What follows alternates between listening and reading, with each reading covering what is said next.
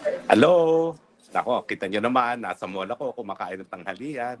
Pero kinakailan pa rin mag-spokes hour dahil marami pa rin dapat pag-usapan.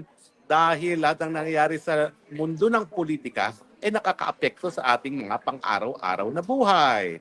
At ngayon, pag-usapan natin ang inamin ng mga congressman na naghahanda na naman sila ng panibagong impeachment complaint laban kay VP Sara. Well, siyempre, no? Kaya sila naghahanda ng impeachment complaint ngayon dahil ang sabi ng Korte Suprema, yung hinaing mga impeachment complaint nung nakalipas sa taon ay barred dahil more than one impeachment complaint yan, no? At nagkaroon nga sila ng hindi lang tatlo, kundi apat na impeachment complaints pa. So, na-dismiss yun. So, ngayong patapos na yung isang taon na naman at yan po ay mangyayari sa buwan ng Pebrero, ilang tulog na lang, 2 buwan na lang, naghahanda na ang mga congressman para sa panibagong impeachment laban kay VP Sara. Wala tayong inaasahan mga bagong basihan ha. Yung pa rin gas-gas na 125 million confidential fund ang magiging dahilan nila at sasabihin nila graft and corruption yan. No? Mantakin ninyo ha, 125 million. Baliwala yan sa 12 billion confidential fund ngayon ni Marcos Bangag Jr. No? Baliwala yan sa 1 trillion flood control projects na linamo ng mga walang yan congressman at senatong sa nakalipat sa 3 taon na administrasyon ni Marcos Jr.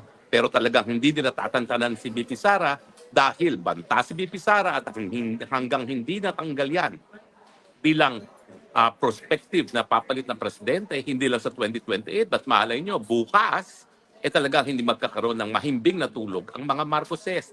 Dahil alam naman nila na sukang-suka na ang taong bayan sa kanila. Kaya ang dapat mangyari, kung hindi sila mananatili sa pwesto, ang gusto nila, hindi maging presidente ang Inday Sara.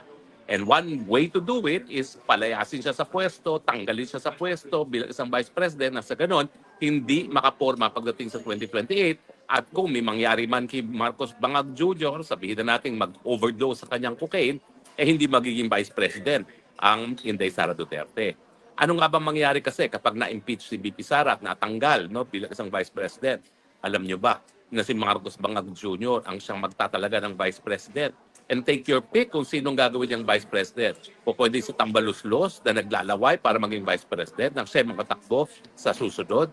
Abay po pwede rin kahit sino pang chuchu kay Marcos Jr. ang matalaga. Kung sino ang pinakamalakas at sipsep kay Marcos Jr., yan ang itatalaga niya. Pero yan ay kung matutuloy nga ang impeachment laban kay VP Sara. Ano ba mga balakid dyan? Well, sigurado ako, pagpa-party-party na naman ng mga congressman at ang mga senatong ngayong gusto ng Malacanang na matanggal si VP Sara. Diba? Sinabi naman talaga ni Cheese Escudero na lahat yung mga insertions na nangyari nung nakalipas sa taon sa pinakamaanumalyang budget ay dahil nga yung mga insertions ay ginamit pambili ng mga lagda para sa impeachment. At siyempre, hindi naman pwedeng maghugas kamay din dyan si Cheese Escudero dahil siya ay naging Senate President din. No?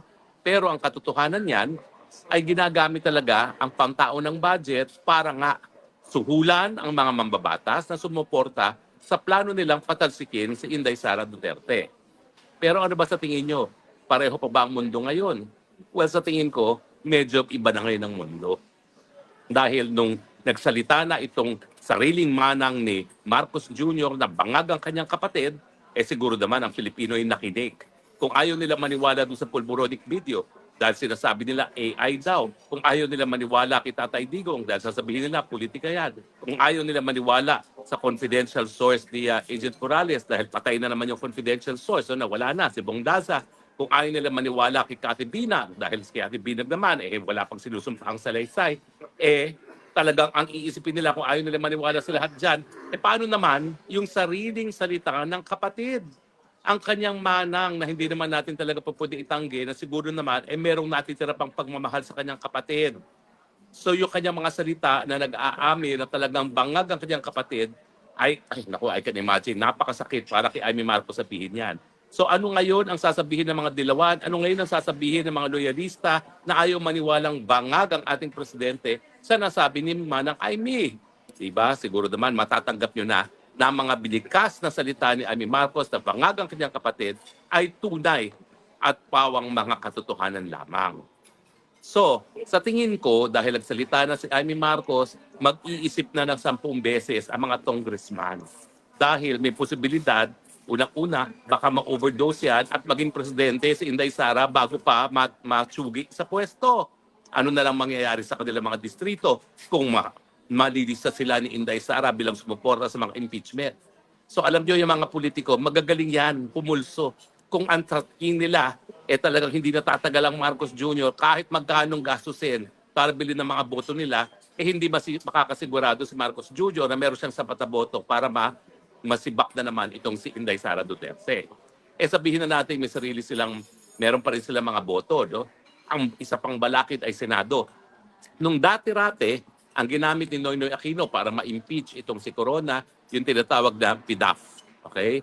Hindi PDAF, yung DAP, Development Acceleration Program, no? Na talagang binigyan ng mga taga 50, magkano ba yun? Parang taga, ewan ko ba, nakalimutan ko na kung ilang hundreds of millions yung binigay ng proyekto sa mga senador para bumoto, no?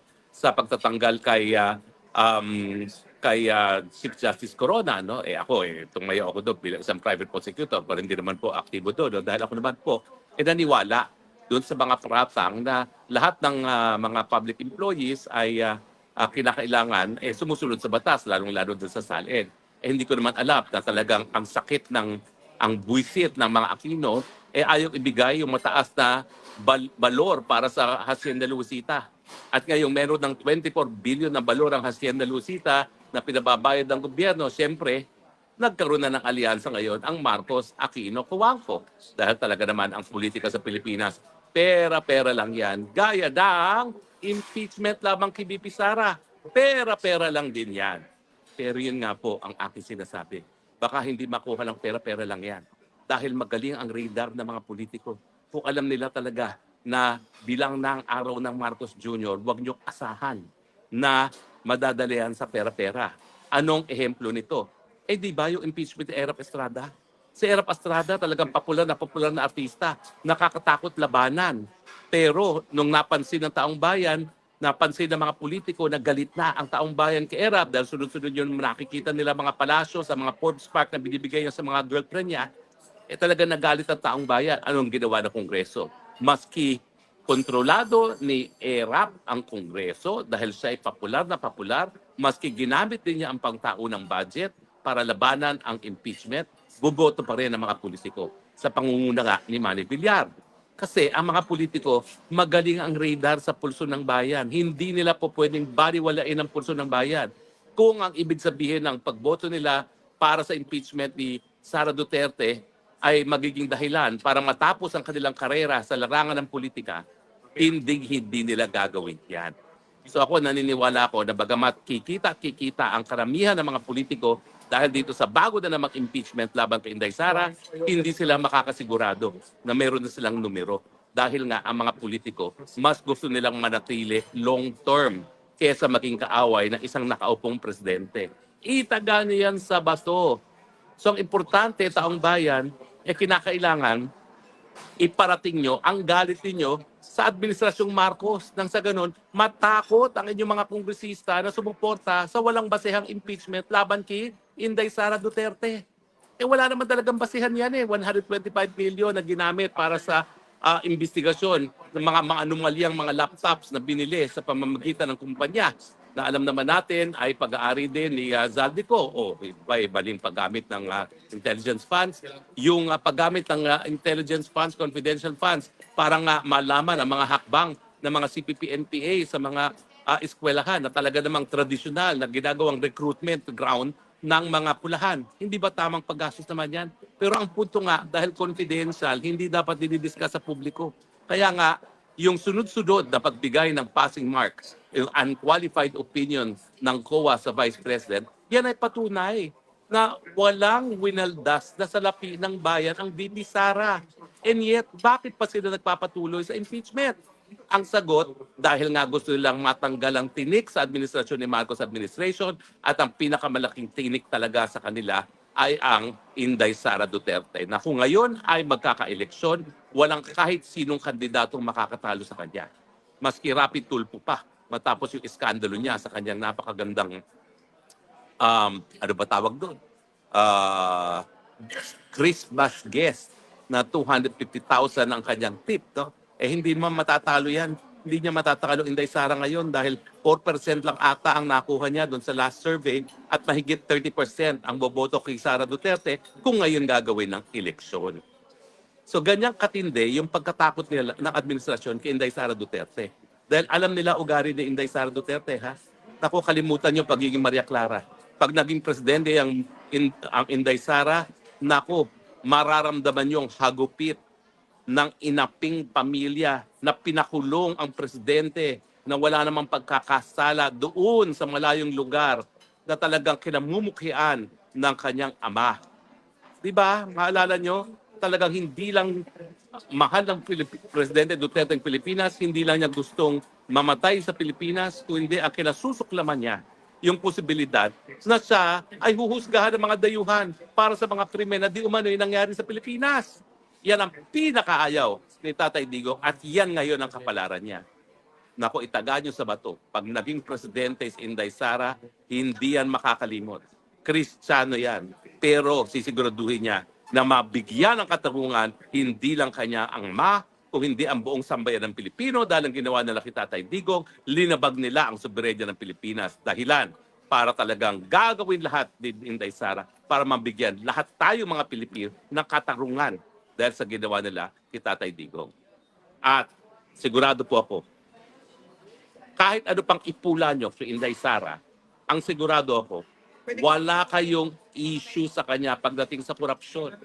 At dahil wala siyang kahit anong issue sa korupsyon, itaga nyo sa bato. Lahat ng nangurakot sa nakalipas na 3 at magiging 4 na taon na sa administrasyon ni Marcos Jr., maghanda na kayo. Babalikan kayo dahil yan naman talaga ang trabaho ng presidente. Ipatupad ang batas. Bigyan ng katarungan ang sambayan ng Pilipino sa mga ninakaw niyong mga pera. Asahan niyo po yan. Baka kailangan magpatayo ng mas marami pang kulungan dahil siguro po 90% ng mga miyembro ng congressmen natin ng Kongreso, ipakukulong yan ni Inday Sara dahil lahat halos sila ay nagkasala. Dahil lahat sila kumita sa proyekto na galing sa infrastruktura. Kaya takot sila kay Inday Sara Duterte. Pero gaya na aking sinabi, dahil ang mga politiko nais magpasasa sa kanilang posisyon, mag-iisip yan bago pumirma ngayon ng impeachment dahil alam nila na po pwedeng bukas lamang wala na ang Marcos Jr. Siyempre, pagsasamantalahan nila, bibili ng kanilang mga boto. Bakit ba naman mo tatanggihan ng grasya kung nandyan na? Pero pagdating sa botohan, magiging talaga mag-iisip yan ng 10 beses bago bumoto sa impeachment. Sa taong tumawag, no? Pero hindi naman po natapos ang ating broadcast, no? Tumuloy-tuloy pa rin ang ating broadcast. Pero yun lang naman po ako sasabihin ngayon, no? Na palibasa, kayo nakaposisyon, na kayo ay forever. Baka mawala na ang bangag at pag nawala ang bangag, katarungan ang haharapin. Mag-isip kayo bago kayo sumuporta sa impeachment ni Inday Sara Duterte. Maraming salamat po sa inyong patuloy na pagtangkilik, ha. Ito po inyong Spoksang Bayan nagsasabing, I love you Philippines. You're the only country that I have. You're the only country that I love. Bye!